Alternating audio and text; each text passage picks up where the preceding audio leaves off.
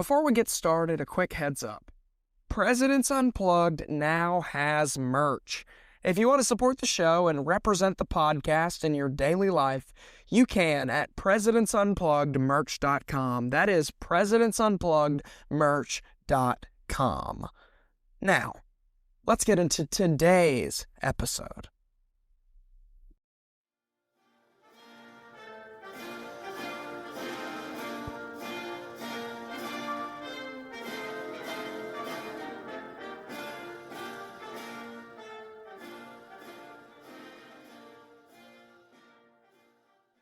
Imagine waking up one morning and realizing that the President of the United States is somebody you never voted for. Somebody most Americans barely even knew. Somebody who didn't even run a traditional campaign to get to the presidency. Your first thought is simple. Who are you? And that question sits at the center of Gerald Ford's story. Because in many ways, his presidency is less about his political rise and more about a national moment of confusion when it was Ford's job to rebuild trust in the American people. This is the story of Gerald Ford. Let's do this.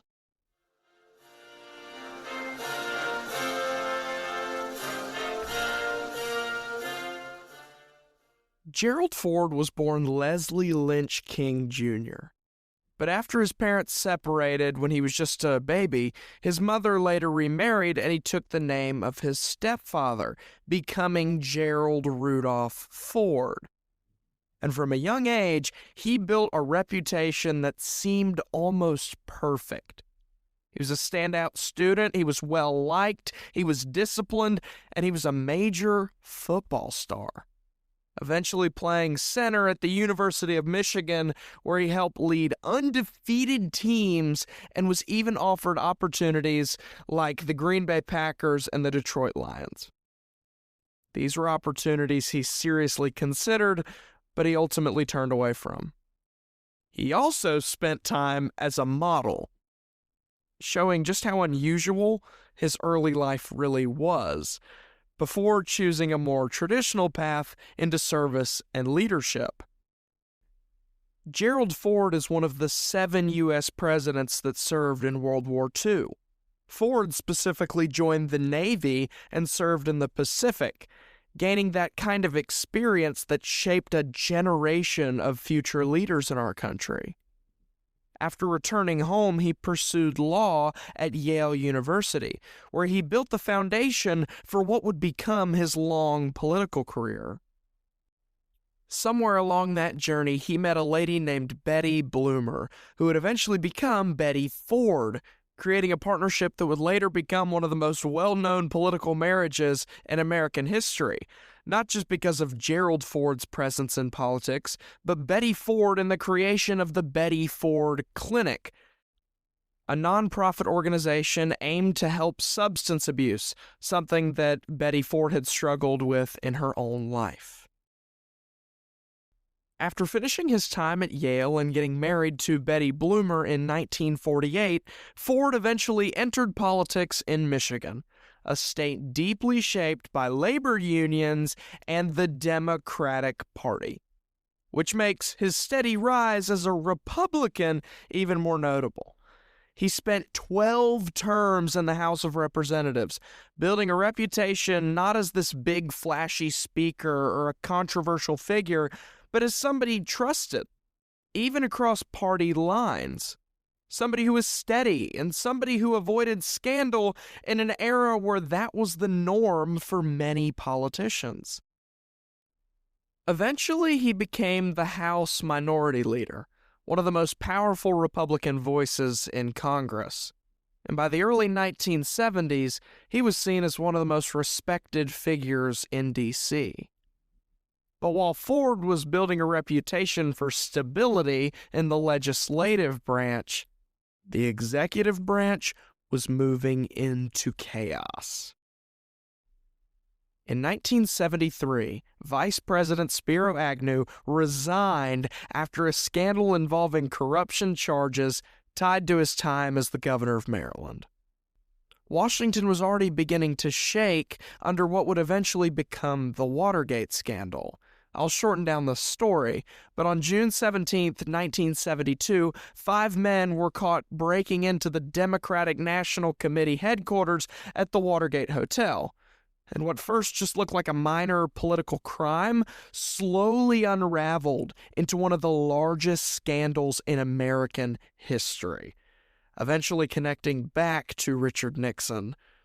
And as investigators expanded and the Supreme Court became involved, trust in the government began to collapse. With Agnew resigned and the vice presidency vacant, Nixon nominated Gerald Ford, the most trusted, least controversial figure he could find in the House of Representatives. He was so widely respected and seen as this honest, above-politics guy, and Ford became vice president under the new framework of the 25th Amendment, which had been designed to clarify presidential succession after years of uncertainty in American history. That amendment would prove crucial because it not only put Gerald Ford in his position to vice president, but eventually the presidency. Because in August of 1974, Nixon's presidency reached its breaking point. On August 8, 1974, Richard Nixon announced his resignation as the President of the United States. And the next day, August 9th, Gerald Ford was sworn in as the 38th President of the United States, making him the first and the only president in American history to assume the office without ever being elected to the presidency or the vice presidency. If you were a person at this time fully involved and really into politics, you'd understand how the process worked. But if you were a political outsider and had no idea what this process was, you might look at Gerald Ford being the brand new 38th President of the United States and think, who are you? Many Americans didn't know who Ford even was. They knew they didn't vote for him, and suddenly he was the leader of the nation. In a span of 9 months, Gerald Ford had moved from just a name in the House of Representatives to becoming the 38th President of the United States.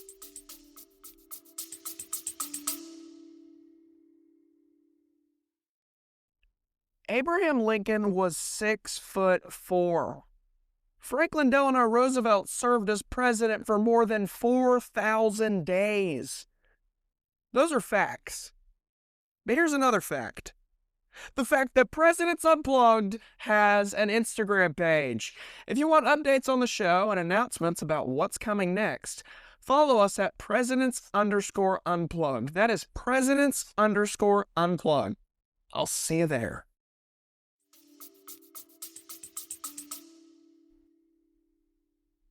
Becoming president after a time with so much scandal in American history is a difficult task, and Ford took it in a way that was probably best for the nation.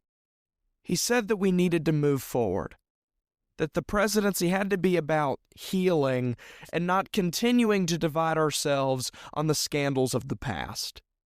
And for a brief moment, his approval ratings actually rose as people saw him as a calm, steady presence, completely opposite to what we'd seen during the scandal of the end of the Nixon administration.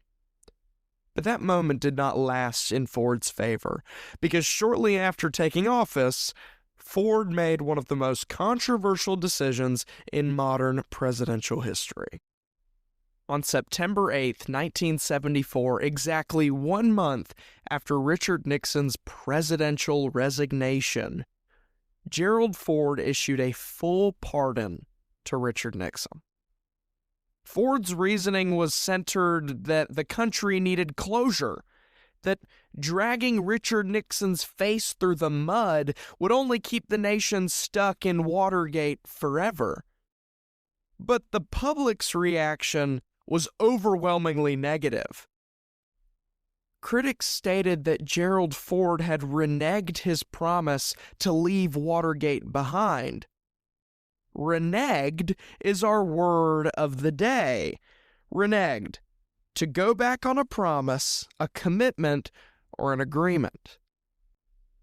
Did Ford not promise to leave Watergate in the past? To move on? Is this not just bringing it back up for the American people to think about again? At this moment, many Americans believe that something had been arranged behind closed doors. If Nixon had talked to Ford and said, "I'll elect you as my vice president, but when I resign, give me a little presidential pardon and we'll be all right." That Ford had made some hidden deal to protect Nixon in exchange for the presidency. Even though there was no evidence of that agreement, some people even today believe that's what really happened. This pardon crushed Ford's approval ratings and followed him for the rest of his political life, but especially finishing off Richard Nixon's second term.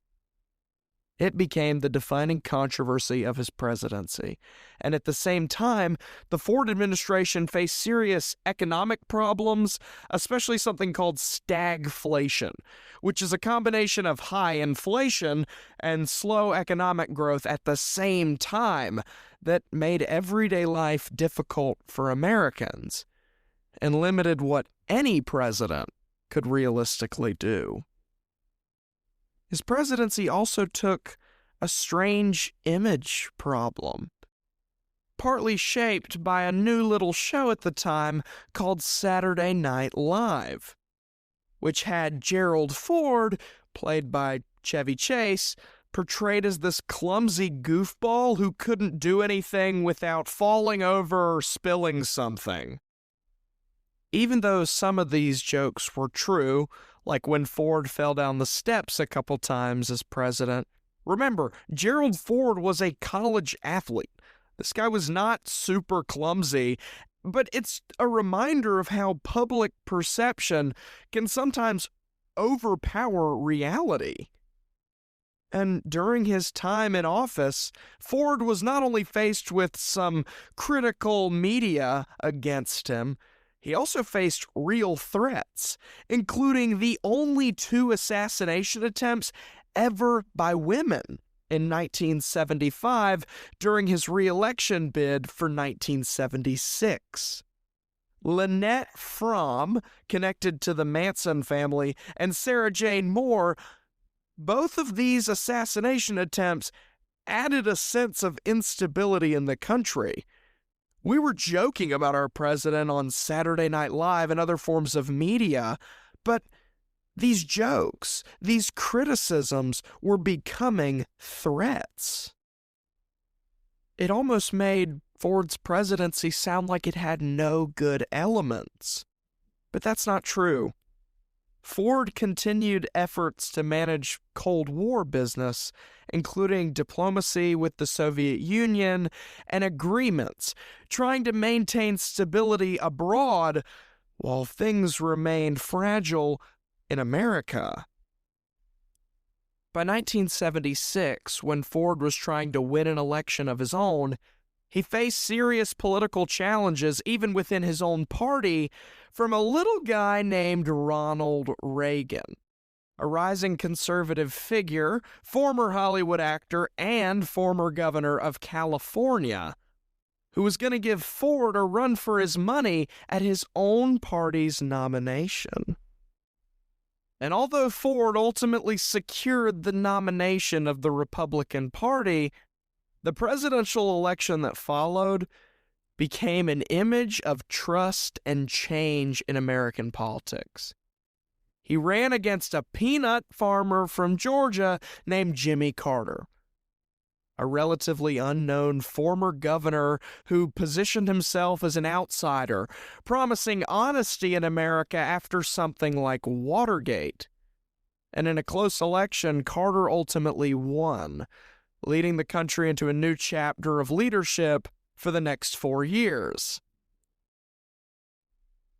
After leaving office, Ford stepped away from politics entirely, returning to Michigan and remaining active in quiet public service events until he got a call.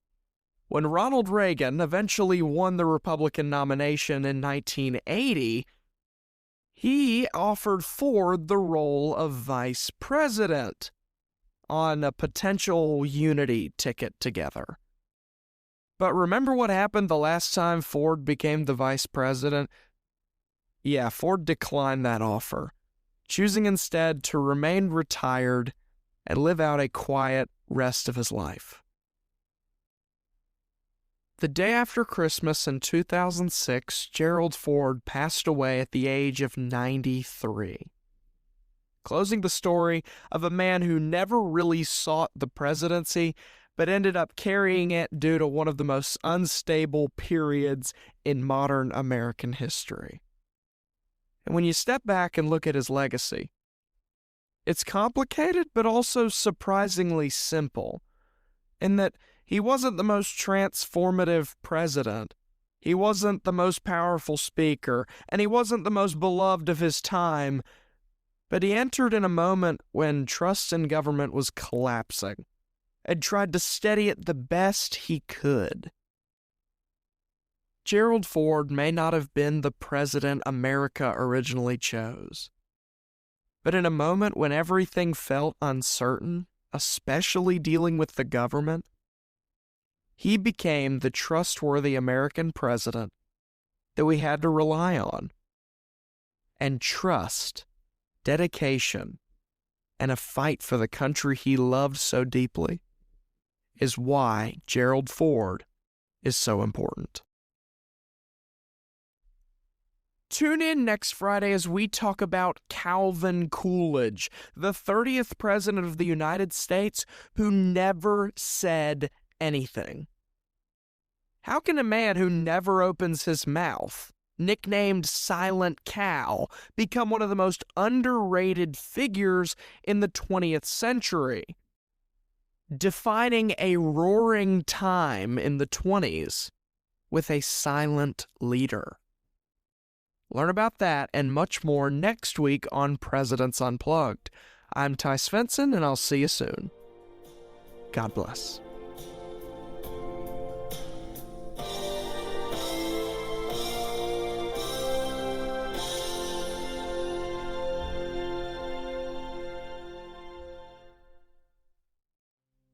Thank you for listening to Presidents Unplugged.